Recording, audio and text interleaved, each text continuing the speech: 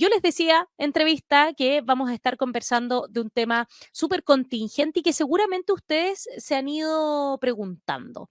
Estamos frente a un cambio climático que es innegable, pero estos eventos, estos fenómenos justamente del clima, que hoy día son tan destructores, que son tan intensos, ¿es una sensación de nosotros? ¿Siempre ha sido así? ¿Es producto del cambio climático? Bueno, para conversar justamente de estos eventos que traen muchísima destrucción, ¿ah? Porque no son solamente hacia la naturaleza, sino que también cómo afecta a las personas. Vamos a presentar a nuestro entrevistado, es Ariel Valdés, él es director del Magíster de Gestión Ambiental de la Universidad San Sebastián, a quien le damos la bienvenida, también es biólogo ambiental. ¿Cómo estás, Ariel? Muy bienvenido.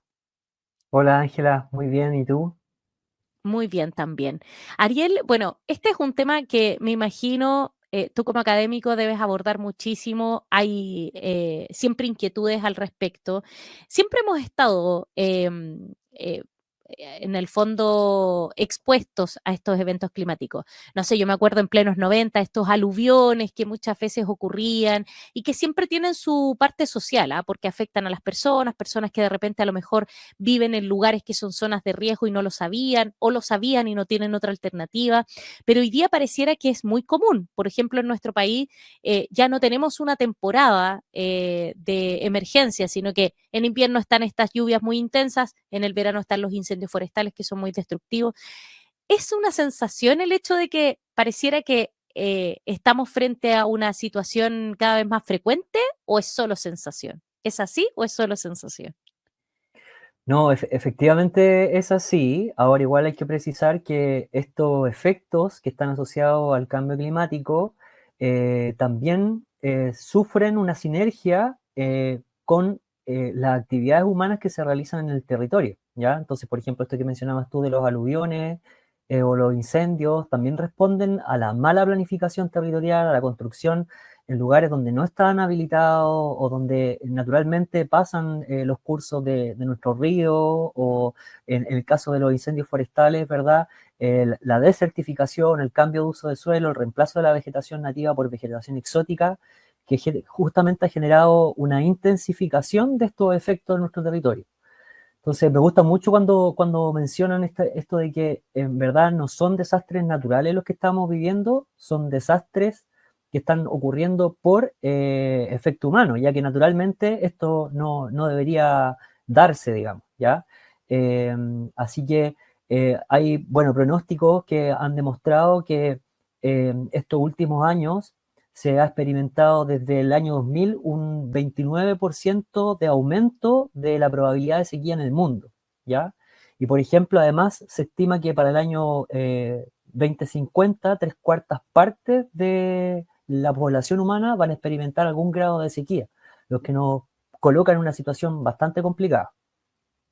Ariel, tú mencionas, y a mí también me gusta mucho cuando estos eventos climáticos no solamente se miran desde esa perspectiva, sino que de la social, porque finalmente las personas están afectadas y muchas veces son, como tú dices, las actividades que uno mismo hace que provocan eso. Y en ese contexto es que el desarrollo urbano, por ejemplo, le ha ido ganando a no sé, cursos de agua por donde antes pasaba quizás un riachuelo, un río, se han ido secando algunas cuencas justamente donde se han ido construyendo, tanto de manera con permisos oficiales, como también asentamientos de personas que hoy día no pueden escoger dónde vivir. O estar seguros. Hoy día efectivamente también hay más información. Hoy día sabemos cuánta gente vive en riesgo. Hay datos al respecto. Quizás falta mucho todavía, pero ¿cómo se hace para volver eso atrás? Porque ¿cómo sacas tú a las personas? Hoy día hay personas que les gusta vivir, por ejemplo, más cerca de la costa, en donde hace muy poquito se celebró el Día de Concientización de los Tsunamis y, por ejemplo, solo en Biobío hay cerca de 900.000 personas que viven en zonas de riesgo. ¿Cómo se vuelve atrás? Como para, o en el fondo lo que tenemos que acostumbrarnos es a vivir con el riesgo, a aprender a vivir con el riesgo. Bueno, es bien interesante tu pregunta, tiene varias aristas y hay que abordarlas creo que por separado. por un lado tenemos el efecto del cambio climático, ¿ya? El efecto del cambio climático al nivel que estamos llegando hoy en día, a mi parecer, es irreversible en este momento. Lo único que podemos hacer en el fondo es mitigar sus efectos para evitar que sus consecuencias sean más drásticas y de alguna forma ponerle freno, ¿ya? Dicho eso, lo otro que tenemos que reconocer es que nuestro país, dada su cercanía al mar y porque una franja larga y angosta del territorio, que por un lado tiene como barrera la cordillera, pero por otro lado, ¿verdad?, está en contacto directo con el océano, somos un país considerado como un país vulnerable al cambio climático. Por lo tanto, en mayor o menor medida, siempre estos cambios nos van a estar afectando mucho por la relación directa o la cercanía que tenemos al océano, ¿ya? Entonces, considerando que uno de los efectos también importantes, además del cambio del régimen de precipitación y las temperaturas debido al cambio climático, es el aumento del nivel del mar, obviamente las personas que viven en la cercanía a la costa se van a ver más afectadas. Entonces, en ese sentido, si bien no podemos revertir el cambio climático, lo que sí podemos generar es conciencia entre la ciudadanía, transmitiendo que las personas que viven en esa franja van a poder experimentar serias consecuencias debido a la erosión de la franja costera y al aumento del nivel del mar, ¿ya? Imagínate que en un estudio publicado recientemente, camino a la COP, porque durante este mes se va a realizar la COP número 29, ¿verdad? La Conferencia de las Partes sobre el Cambio Climático. Un estudio reciente que sacó la Fundación Heinrich Böll estima que solo en países en vía de desarrollo anualmente se experimenta una pérdida de 580.000 millones de dólares anuales por los efectos adversos del cambio climático. Entonces, ¿cuál es el mensaje? Que si bien no podemos, digamos, eh, revertir el cambio climático, todavía tenemos cierta disponibilidad dentro de nuestro territorio para poder reorganizarnos y evitar que estas consecuencias sean tan grandes, ¿ya? Entonces, hoy día el tomar acciones preventivas van a generar un ahorro en cuanto a las pérdidas que podemos sufrir por estos efectos. Ariel, en ese aspecto, el de poder estar preparados, tú lo mencionas muy bien, no es que tomemos acciones y se termine el cambio climático. Es un proceso que va a seguir y nos queda solamente adaptarnos. Hay muchos que dicen, bueno, en adaptarnos está la clave. En ese adaptarnos, tú mencionabas a la gente que vive en la costa, pero también hoy día tenemos, por ejemplo, graves consecuencias en los valles con estas lluvias tan intensas y que pareciera que producto también de la sequía, los terrenos les cuesta absorber, es un poco lo que vemos en Valencia, en donde efectivamente llovió en un muy corto tiempo, muy intenso, y el agua se desbordó por muchas partes. Em, ¿Hacia dónde debería ir justamente esta adaptación? Porque lo que más se protege siempre es la vida, es las personas, que personas no fallezcan por estos hechos. Pero también hoy día hay una complicación por parte de los equipos que dicen, cuesta sacar a la gente de sus lugares cuando hay, por ejemplo, procesos de evacuación. Porque efectivamente, o sea, es muy humano el querer proteger uno a lo mejor los bienes que tanto les ha costado.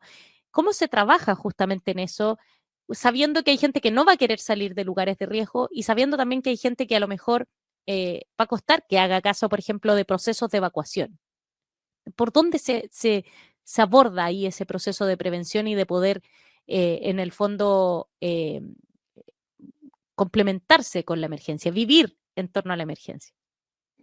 Mira, qué bueno que lo comentas tú, porque efectivamente a nivel nacional tenemos este plan de adaptación y mitigación del cambio climático, que es una estrategia que adoptamos hasta el 2022 y que de ahí en adelante se tradujo en esta ley marco por el cambio climático que está dotando nuestra institucionalidad de un montón de herramientas para justamente poderle hacerle frente a este fenómeno, ¿ya? Entonces, eh, aquí tenemos que también considerar obviamente que la única solución no es el movimiento de las personas para enfrentar estos cambios, ¿ya? Porque si no, también esto se va a traducir justamente en otro problema que ya estamos viviendo a nivel mundial, que son las migraciones climáticas, ya que justamente el movimiento de grandes masas de la población humana debido a estos efectos climáticos adversos, ¿ya?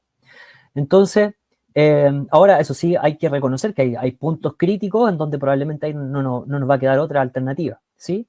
Pero en el resto del territorio, por ejemplo, en los valles, donde, como bien mencionabas tú, en donde el problema no tiene que ver con el aumento o el riesgo, el mayor riesgo o consecuencias del cambio climático no tienen que ver con la erosión del borde costero, el aumento del nivel del mar, ¿verdad? Sino con la sequía, ¿verdad? Ahí podemos implementar otras medidas y uno de los conceptos que se ha popularizado, que a mí me parece maravilloso que se tome conciencia y se implemente en nuestro diario vivir, es las soluciones basadas en la naturaleza, o SBN, ¿ya? Que básicamente consiste en enfrentar este problema, que en verdad es un problema para nosotros, porque nosotros como seres humanos hemos acelerado su cambio, ¿verdad? Pero el cambio climático es algo que naturalmente ocurre en el planeta, obviamente en escala de miles de millones de años, pero nosotros estamos haciendo que ocurra en décadas, entonces eso es lo que genera el problema, ¿verdad?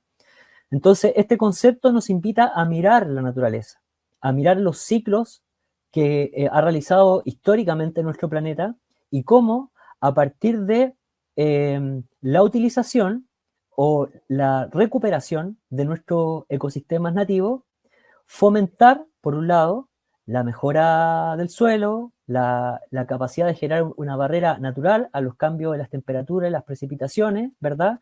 Producir o aumentar la capacidad de absorción y regulación del agua, entre tanto. Entonces, creo que una de las acciones clave a nivel de manejo territorial es, por un lado, la recuperación de los ecosistemas, ¿verdad? Y su conservación.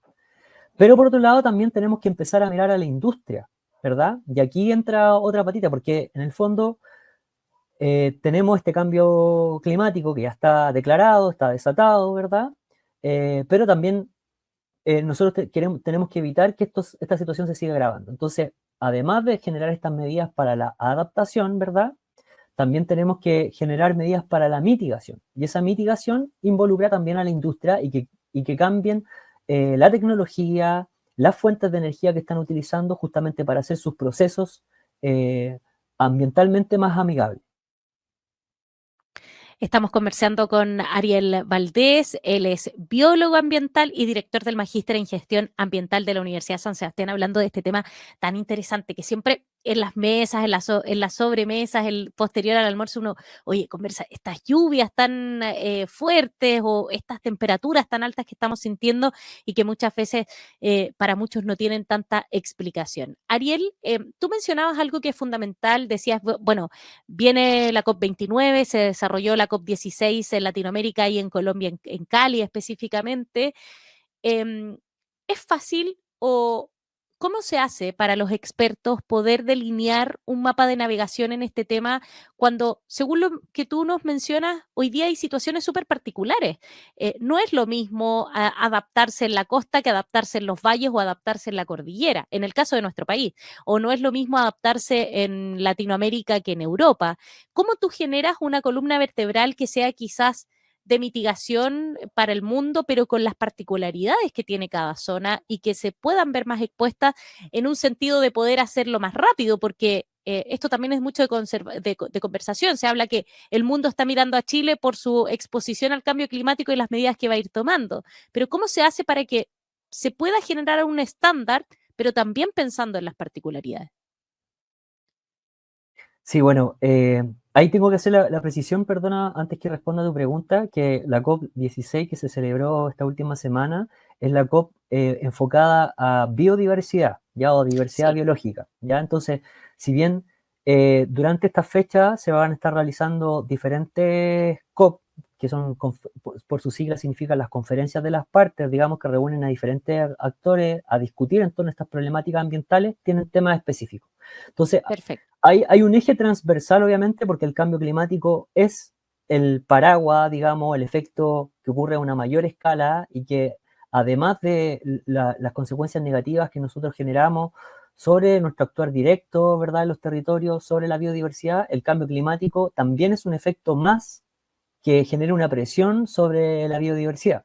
Entonces, están relacionados y es por eso que también se celebran o se realizan estas conferencias de manera concatenada, ¿ya?